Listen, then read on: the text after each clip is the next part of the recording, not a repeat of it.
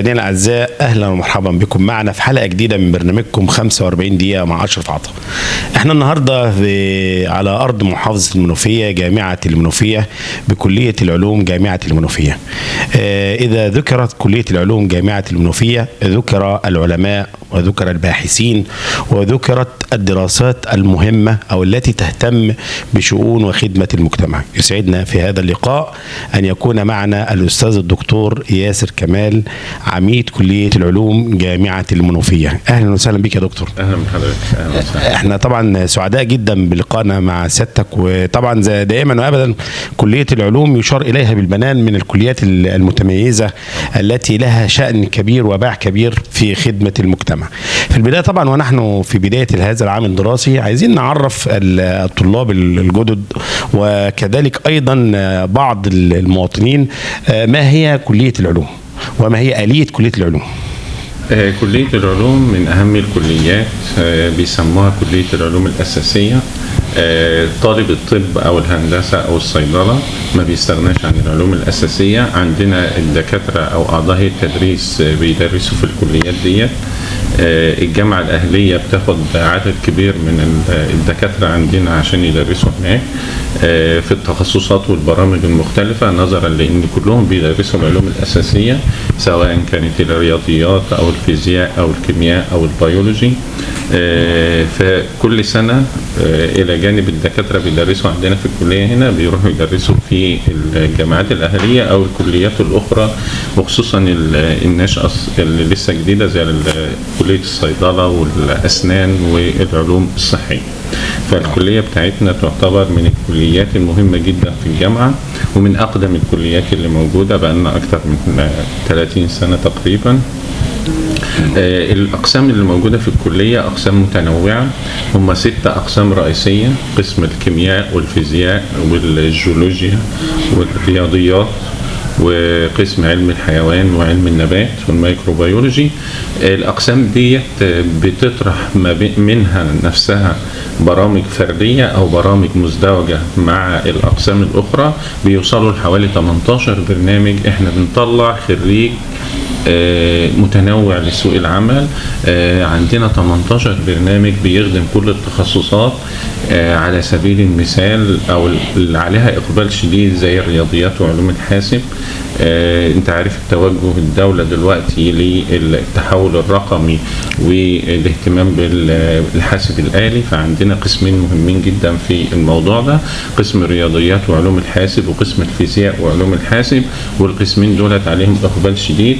عندنا قسم الكيمياء والأقسام المزدوجة للكيمياء سواء كيمياء وجيولوجيا أو كيمياء وحيوان أو كيمياء ونبات أو كيمياء وميكروبيولوجي. كل دي تخصصات مهمة بيبقى عليها إقبال للطلبة، وبتبقى بينية ما بين قسمين 2 بيستفيد الطالب أكتر، بيبقى عنده معلومات أكتر بتفيده لما بيطلع لسوق العمل. فطبعا ده بيخلي الطالب بتاعنا او الخريج بتاعنا التخصصات كتيرة جدا، في اكتر من زي ما قلت لحضرتك 18 برنامج فعال فعلا. واحنا بصدد ان شاء الله ان احنا هنزود البرامج دي عشان وهنطور اللائحة بتاعتنا ان احنا نضيف مواد جديدة تواكب سوق العمل. البرامج المميزة الجديدة اللي هتبقى مطروحة زي علوم المواد والنانو تكنولوجي، زي الصناعات زي الكيمياء الصناعية، زي الإحصاء وعلوم الحاسب، التكنولوجيا الحيوية. دي كلها برامج جديدة مميزة إن شاء الله هتشتغل من العام القادم. كلها بتلبي سوق العمل، كلها بتبقى مطلوبة، واحنا عملنا دراسة جدوى ليها وجدنا ان هي مطلوبة، والكليات الجديدة سواء الاهلية او الخاصة بيبقى عليها اقبال، فعشان كده ان شاء الله هتبقى موجودة عشان تخدم محافظة المنوفية. الكلية بتاعتنا شغالة بنظام الساعات المعتمدة، ده واحنا من اقدم الكليات على مستوى الجمهورية اللي بتطبق الساعات المعتمدة وبتطبقها بطريقة صحيحة. يعني الساعات المعتمدة دي هل هي خطة مرتبطة باختيار الطالب أم أنها أصبحت من النقاط الإلزامية؟ بص يا استاذ اشرف، هو الساعات المعتمده دي المعتمده او في كل دول العالم شغالين بيه نظام كريدت اور سيستم. معناها ان الطالب على حسب ظروفه بيختار المواد بتاعته، بيبقى ليها حد ادنى وحد اقصى لعدد الساعات. بيبقى ممكن الطالب لو مش ظروفه تسمح ان هو يشتغل الترم ده او الترم الجاي بيعمل ايقاف قيد. ممكن طالب مجتهد يخلص في 3 سنين ونص. ممكن طالب يحاول يزود المواد بتاعته عشان يحسن التقدير بتاعه. احنا زي ما قلت لحضرتك من اقدم الكليات اللي في جمهورية مصر العربية اللي بتطبق نظام الساعات المعتمدة بطريقة صحيحة. معناها ان الطالب فيه وزن للمادة بتاعته بعدد الساعات، ممكن يبقى بساعة او 2 أو 3، وبيبقى على حسب على عدد الساعات عدد الدرجات بتاعته. الساعة ب 100 درجة. في ساعة نظرية بتبقى ساعة طول الأسبوع، ودي بنسميها الساعة المعتمدة. لو بياخد عملي بيبقى ساعتين عملي بيقابل ساعة نظري، بحيث ان هو يشتغل عملي اكتر بايديه، بحيث ان ننمي المهارة العملية في ايده. طبعا بيبقى في لقاء تعريفي في اول كل عام دراسي عشان الطلبة اللي لسه جايين لنا من الثانوية العامة ما يعرفوش ايه هو نظام الكريدت اور سيستم او الساعات المعتمدة واللائحة بتاعت الكلية. فانا بنشرحها لهم انا ورؤساء الاقسام، بحيث الطالب يخش على الكلية يبقى عارف هو ماشي ازاي. حتى لو فهمها بنسبة 60-70% لما يبدأ يمارسها هيعرفها اكتر، وبحيث برضه يبقى عارف اللي ليه واللي عليه، بحيث ياخد حقه، ويبقى عارف ان داخل الجامعة ليها آداب وعادات وتقاليد غير مختلفة غير اللي كان في المدرسة او في الشارع قبل كده. فده دي أهمية اللقاء التعريفي، ودي الجامعة ومعالي رئيس الجامعة نبه عليها جدا، ان احنا لازم نعمل لقاءات تعريفية للطلاب عشان نعرفهم بلوائح الكلية، بآداب الطالب الجامعي، العادات الجامعية، المساوئ أو الجزاءات اللي ممكن تقع عليه في حالة مخالفة العادات والتقاليد الجامعية. طيب احنا عايزين نرجع برضو تاني على الاقسام المقترح اضافتها وادخالها للكليه. انت حضرتك قلت بعض الاقسام سوف يتم ادخالها ان شاء الله ابتداء من العام القادم. هو السؤال هنا، هناك بعض الكليات العلوم في الجامعات الاخرى فيها اقسام مش موجوده في الاقسام في كليه العلوم جامعه المنوفيه. هل ادخال هذه الاقسام الجديده بيكون بناء عن دراسه مجتمعيه ام ان الامر بياتي من خلال لائحه الجامعه بطرح اقسام جديده؟ لا، بخصوص البرامج المميزة اللي احنا ان شاء الله ناويين ندخلها في اللائحة العام القادم، احنا عملناها بناء على زيارات للمصانع والشركات سواء في مدينة السادات او في منطقة اوسنا الصناعية. قعدنا مع الشركات ديت والمصانع وشفنا متطلباتهم واشركناهم في المقررات الدراسية. كانت من اهم التوصيات اللي هم قالوها ان هم عايزين يزودوا الساعات التدريبية للطلاب في المصانع، فان شاء الله هنحطها كمادة إلزامية الطالب ان هو لازم يروح ويتدرب فتره ما تقلش عن 6 شهور في ثالثه ورابعه، بحيث ان هو يبقى يكتسب المهارات العمليه قبل ما يلتحق بالمصانع لما يتخرج ان شاء الله. وان شاء الله هنراعي الموضوع ده، وهنعمل برضو حلقات نقاشيه معاهم عشان اخر صوره للائحه نناقشها معاهم لو ليهم اي ملاحظات ولا اي حاجه ناخدها في الاعتبار. نعم. طب السؤال المهم هنا عن مشاركة كلية العلوم يعني طبعا كلية العلوم من ضمن الكليات التي لها يعني بنقدر نقول ايه، ان مسمعه في كل جوانب المجتمع المدني. طبعا. عايزين نشوف ما هي المشاركه المجتمعيه او الدور المجتمعي اللي بتقوم به كليه العلوم في المشاركه المجتمعيه في العديد من المشروعات الخاصه بالمجتمع. احنا بالنسبه للدور الكليه في خدمه المجتمع هو لها كذا اكتر من محور، او اهم محور احنا بنعمله ان احنا بنخرج خريج ملائم لسوق العمل، ادينا له المعارف المطلوبه في سوق العمل، حاولنا ندربه في الشركات.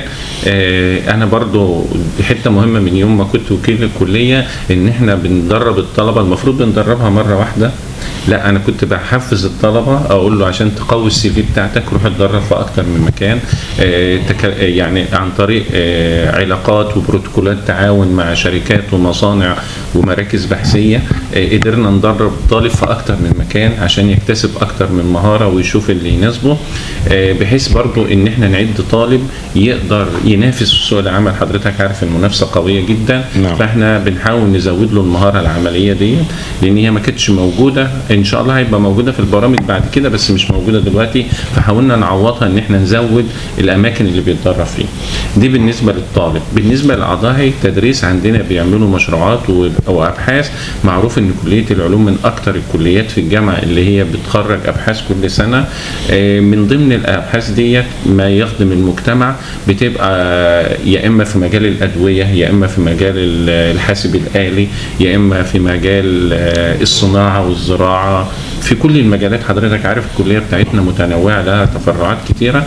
عندنا دكاتره من قسم الفيزياء والرياضيات والكيمياء والبيولوجي واخدين مشروعات على مستوى الجمهوريه، سواء كان من اكاديميه البحث العلمي او من هيئه تطوير العلوم STDF.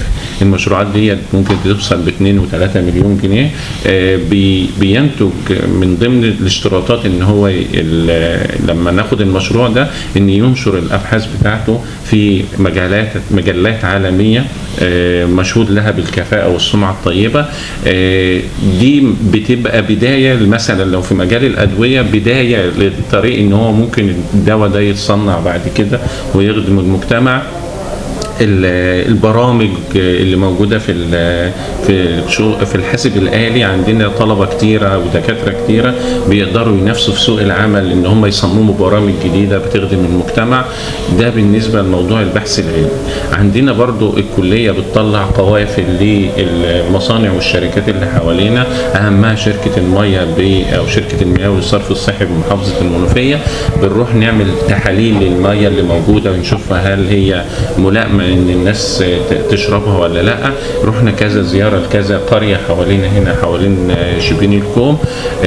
في عندنا برضو معمل اسمه معمل المياه موجود في الكليه هنا.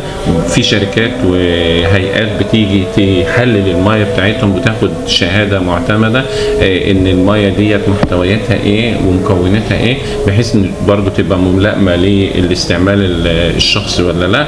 عندنا في الكليه بتاعتنا فيها اكتر من متحف، وبيجي لنا زيارات من المدارس اللي حوالينا. كان اخرهم يوم الاربعاء الماضي كان في زياره من مدرسه الشهيد السرسي اللي هي في شبين الكوم هنا في مدرسه البنات. بييجوا يتفرجوا على المتحف قسم علم الحيوان والجيولوجيا والنبات، وبيخشوا بعض المعامل البحثيه عشان يشوفوا الدنيا ماشيه ازاي. عندنا برضو في شركات المقاولات بيجيبوا لنا اختبارات للخرسانه بتاعتهم، بنقدر نعملها لهم ونديهم برضه شهاده معتمده بيها.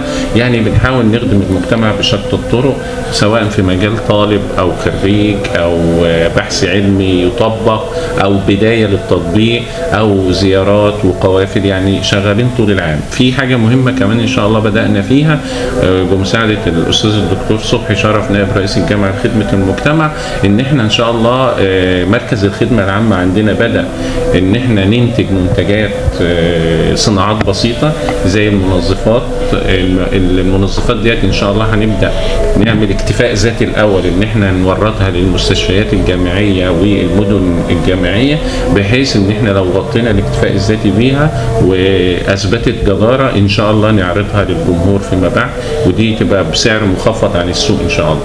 يعني هو في من ضمن المستهدف الكليه عمل معارض تخدم المجتمع او تنميه ان شاء الله بالاتفاق طبعا مع اداره الجامعه، احنا ناويين نعمل كده باذن الله. نعم. طيب انت حضرتك طرحت ان في عندك حضرتك كده في معمل للمياه، احنا عايزين نتكلم بقى عن تطوير المعامل. وطبعا المعلومه اللي جات لنا ان عندكم امكانيه اللي هي استخدام الطاقه الشمسيه بالزبط. في العديد من المشروعات او التدريبات الخاصه بالطلاب يعني. تمام. احنا بالنسبه لتطوير المعامل احنا بدانا من 2-3 ان احنا نحاول نطور البنيه التحتيه في المعامل، نغير البنشات، نغير الصرف، التهويه، الاضاءه، بحيث ان المعمل يبقى ملائم، وبنحدثه دايما. بنشتري بعض الاجهزه الجديده. السنه اللي فاتت معالي رئيس الجامعه افتتح معمل المركزي عندنا، اتحدث على احدث الطرق 2025، منتهى الجمال والكفاءه اللي موجوده. المعمل ان شاء الله هنحاول نزود الاجهزه اللي موجوده فيه بحيث يخدم مش محافظه المنوفيه بس، يخدم منطقه الدلتا كلها. وبصراحه هو بقى البنيه التحتيه بتاعته هايله جدا. بدانا نشغل بعض الاجهزه فيه، وان شاء الله هنزود الاجهزه دي.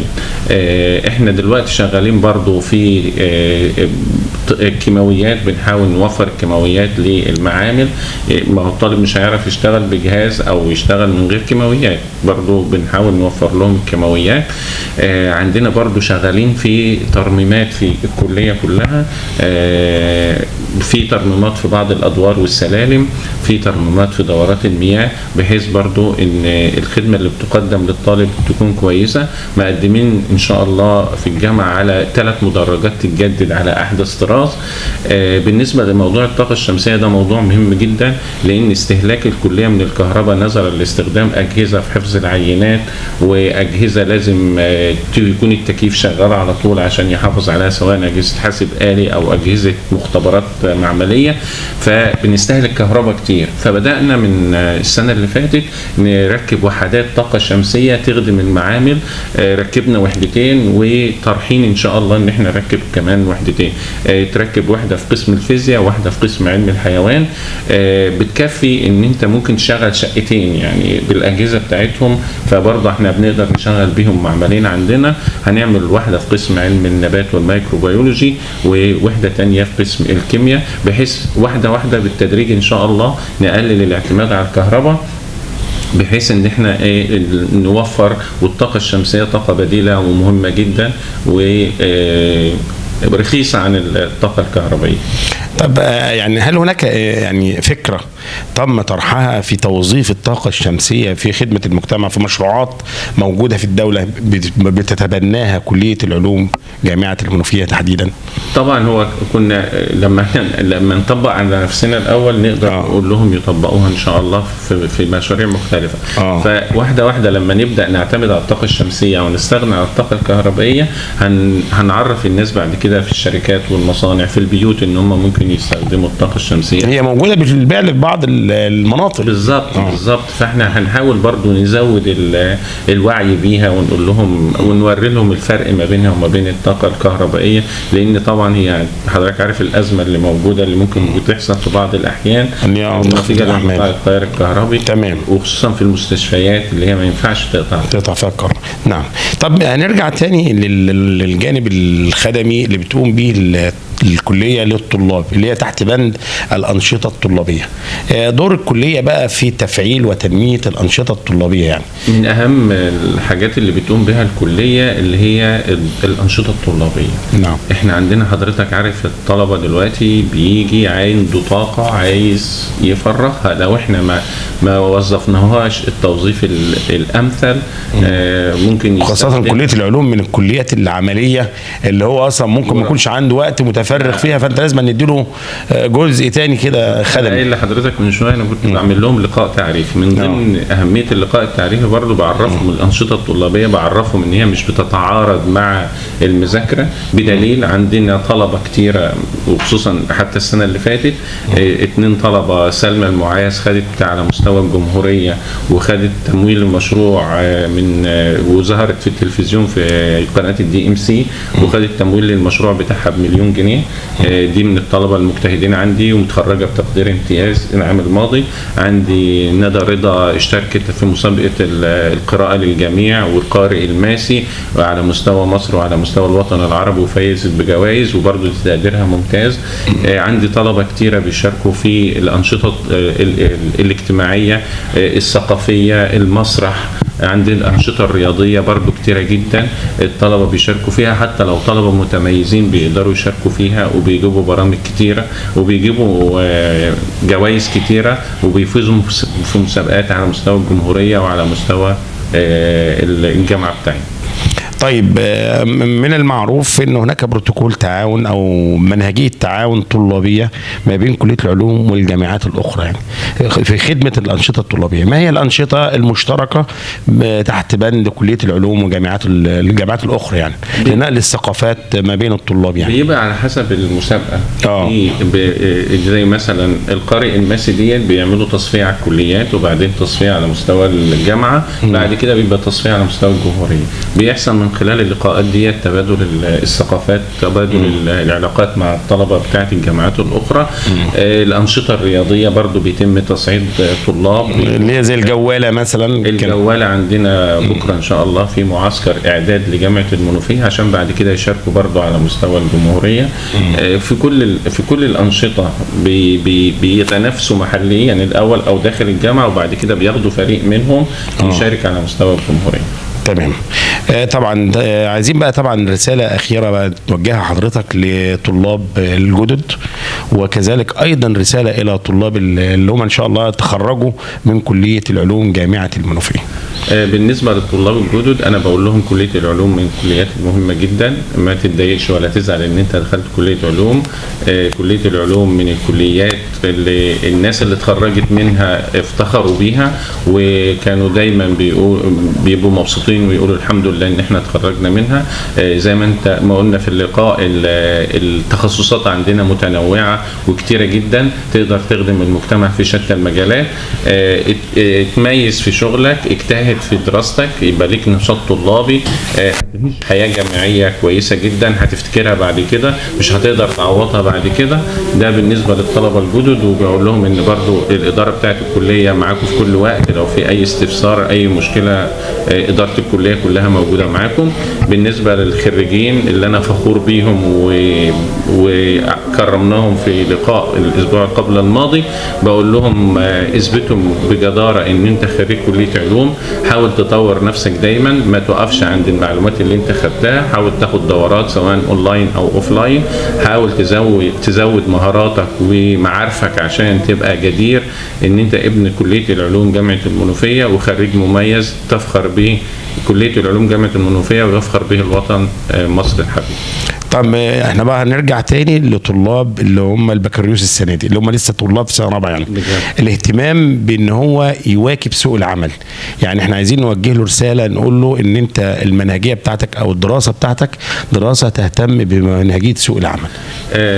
طبعا دول من الطلبه زي ما قلت لحضرتك ان احنا بنحاول اولا نزود لهم الجرعات التدريبيه او الاماكن اللي بيتدربوا فيها عشان يزود ويقوي السي في بتاعته.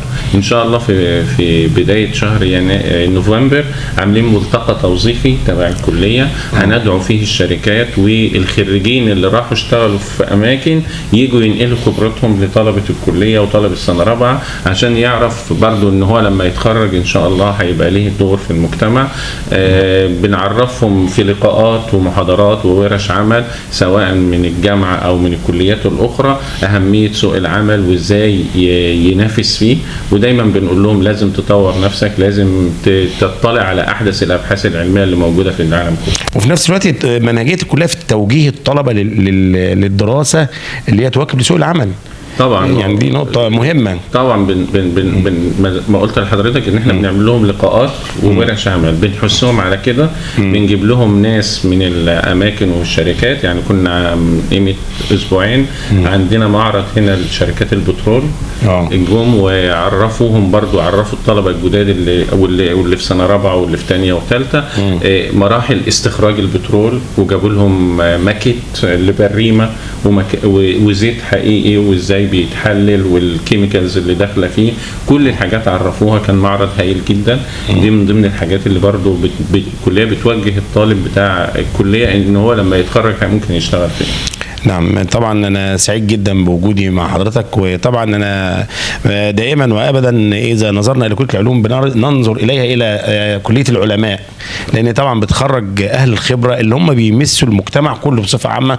زي ما حضرتك طرحت، موجودين في شركات البترول، موجودين في شركات الادويه، موجودين في شركات المياه، في كل الصناعات اللي موجوده هنلاقي طالب او خريج كليه العلوم جامعه المنوفيه، افضل يعني من الجامعات المتميزه اللي هي جامعه المنوفيه ان شاء الله طبعا. وده شرف عظيم لنا ان طبعا احنا خريجي كليه جامعه المنوفيه. تحياتي لحضرتك، وبشكر حضرتك على سعه صدرك وعلى الوقت الجميل اللي كان مع حضرتك، وبنشكرك طبعا على منهجيه حضرتك في عرض القضيه او عرض الموضوعات بشفافيه ووضوح. وتحياتي لحضرتك وبنشكرك مره ثانيه يعني. الله يكرمك. مشاهدينا الاعزاء، طبعا زي ما شفنا في هذا اللقاء، الهدف من هذا اللقاء هو التوعيه والتعريف بمن هي كليه العلوم، ما هي الاقسام التي تهم المجتمع، لان طبعا بعض الطلاب بيخش الكليه بيبقى ما عندوش الدرايه الكافيه اللي ما اهميه هذه الكليه. فطبعا كان النهارده هدف اللقاء ان احنا نجلس مع عميد كليه العلوم الاستاذ الدكتور ياسر كمال، علشان نعرف الطالب ان كليه العلوم من ضمن الكليات التي يشار اليها بالبنان، التي لها اهميه ومكانه بالمجتمع، التي تخدم المجتمع في جميع الصناعات. مشاهدينا الاعزاء، شكرا لكم والى اللقاء في حلقه قادمه ان شاء الله.